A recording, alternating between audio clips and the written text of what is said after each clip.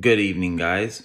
I'm going to just jump right into it. I think there's a couple opportunities right now that might be definitely not overlooked, but I just wanted to add some insight as to why these particular opportunities might start moving.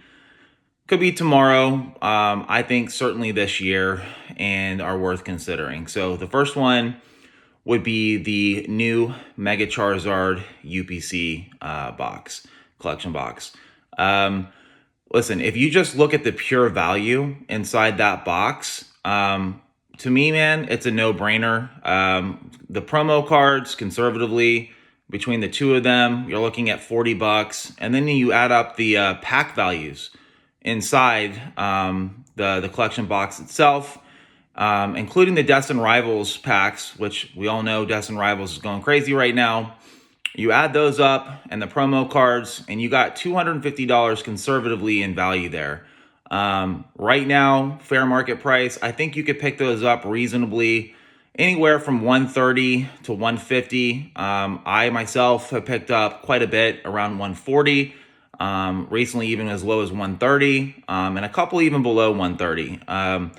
So I think that you really should consider looking into that. I think the long-term value there is a no-brainer, man. I mean, again, just the packs alone, when you just add them up on a pack-by-pack basis, already covers the price. You know, if you're getting it at 130, 140, 150, when you're talking about $250 of fair value. So that's the first opportunity. Nice, neat, simple, easy. The next is Prismatic Evolutions. I know you're hearing plenty about that being an opportunity, and I get it. But when you look at the booster bundles, right now they're trading around $65, all-time highs being north of 100.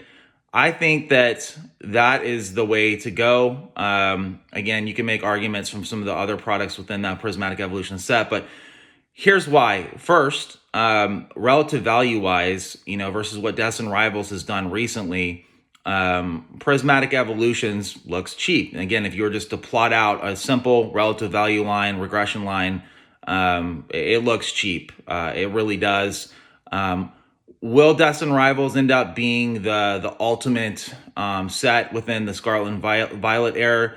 Based off the recent price movement, it seems likely. So I'm not going to try to fight that trend and convince you otherwise. 151 was a strong contender, and who knows, man? Maybe it'll rotate back into favor and it'll ultimately end up being the winner. But when you look at Prismatic Evolutions and you look at kind of the secret sauce, the recipe of what other sets have done well historically, think Evolving Skies recently, just as an example, and you look at pull rates, it's kind of weird when you say like pull rates are poor, but pull rates, when they are poor, and they matter because obviously the chase cards are going to be worth more because they're harder to pull. So you look at the overall set value of Prismatic Evolutions versus Destin Rivals. There's actually more set value in Prismatic Evolutions. You look at the difficulty. We're talking going back to the pull rate. 1 in 1,440 packs to pull a specific SIR out of the Prismatic Evolution set. That is the worst pull rate out of the Scarlet and Violet era. Again, that recipe has bode well when you're looking at long-term investing and collecting in Pokemon. Again, just Evolving Skies is a recent example. The harder the pull rate and the more valuable the chase cards usually bodes well for long-term value. So I think Prismatic Evolutions is an interesting play. Some of the concerns or headwinds that people have mentioned, and rightfully so, would be, for example, the Millennium Print Group expansion. I've touched upon this in previous content, but if you just look at the timeline of when that expansion is supposed to be completed and they're actually printing, they're guiding the market toward late 2028. That obviously falls well outside of the 18-month window of when things could be reprinted for something like a Destin Rivals or Prismatic Evolutions.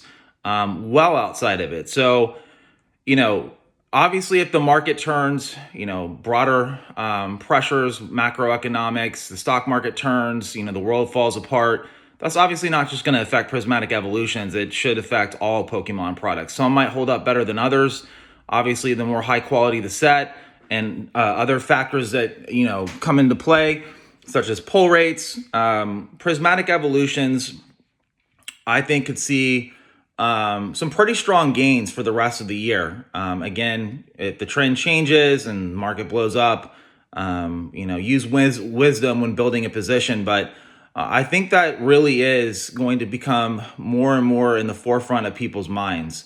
So you're just considering, again, pull rates, the set value, and the correlation between other Scarlet and Violet products, specifically some of the more high quality sets like a Destin Rivals and the recent move that it's had. Just consider prismatic evolutions. Want to keep this short today, but just to quickly recap, when you're talking about things that you're worried about in terms of investing, some of the things you can't really control, their unknown variables, such as with the market were to take a turn, the overall, when talking about the stock market, other asset classes are going to weigh on Pokemon investing and collecting as well. But if you're looking at something like the printing facility, that actually is more of a known variable than people are really giving it credit for. Again, check out the content that I've already provided. There's a specific timeline and plan and strategy. And when you consider what Pokemon has done historically, where they don't typically reprint things outside of 18 months, they could change it. But when you're talking about late 2028, that's a pretty big buffer between now and obviously Prismatic Evolutions is nearing a year old. It's not quite there yet, but you add in several more years, that's more than double what the historical reprint window has been for Pokemon. So I consider that maybe you play Prismatic Evolutions in a different way. Maybe it's not booster bundles. I personally have been doing the booster bundles, full disclosure. But if you're looking for something that could be more immediate, look at that Mega Charizard UPC, the recent one. I already explained the math behind that. I do expect that to move up. People will finally realize, hey, there's a lot more value inside this box than what the market price is. Once people figure that out, that thing's going to pop pretty significantly. I mean, you could see that honestly run up a good 20, 30, 40% within a really short time frame. Not too dissimilar to what Destin Rivals has done. So that's it, guys. I hope this helps you as you're looking at investment opportunities. Again, I'm a sealed product guy.